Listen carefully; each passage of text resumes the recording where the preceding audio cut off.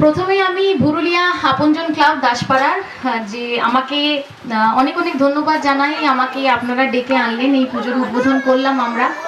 আমরা পশ্চিমবঙ্গে সব থেকে বড় যেটা উৎসব, সার্বজনীন দুর্গোৎসবের মধ্যে রয়েছি আজকে মহাষষ্ঠী।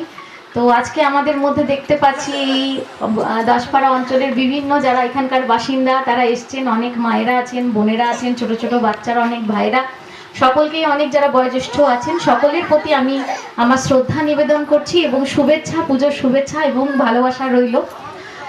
যেটা বলছিলাম, এটা দুর্গাপুজো, যার জন্য আমরা সারা বছর ধরে অপেক্ষা করে থাকি। অনেকেই বাইরে থেকে কাজ সেরে এই পুজোর কটা দিন ছুটি পেয়ে আসে এবং এই পুজোকে ঘিরেই যত আয়োজন আমাদের, মানে এই মণ্ডপ সাজানো, প্রতিমা স্থাপন করা, ভোগ বানানো, বাচ্চাদের নতুন জামা কাপড় পরা, বড়দের অনেকদিন পর হয়তো দেখা হয়, একটু আড্ডা, মানে এই প্রস্তুতির মধ্যে দিয়ে আমাদের কটা দিন আনন্দে সুখে কাটানোর একটা দিন।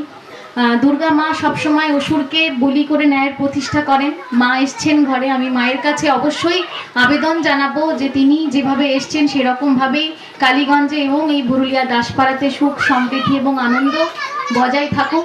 আপনারা সকলেই খুব ভালো থাকুন এবং খুব আনন্দে পুজো কাটান, এটা আমি মন থেকে চাইছি। আমি আপনাদের আশীর্বাদে এলাকার বিধায়ক হয়ে এসছি, তো আমি সবসময় চেষ্টা করছি কালীগঞ্জের মানুষের যে সমস্ত সমস্যা সেগুলো সমাধান করার। আগামী দিনেও আপনাদের পাশে থাকতে চাই। এই দাদা আছে, আপনাদের এই পাড়ার যাবতীয় যা সমস্যা হবে অবশ্যই আমাকে জানাবেন, আমি আমার সাধ্যমতো এই পাড়ার পাশে থাকার অবশ্যই চেষ্টা করব। হ্যাঁ, পবন দাস ভাই আছেন, দাদা আছেন, উনি ফোনে আমার সাথে যোগাযোগ করেন, আমার বাড়িও যান, তো ওনার মারফতে এলাকার যা কিছু সমস্যা তুলে ধরবেন, অবশ্যই যথাসাধ্য চেষ্টা করব।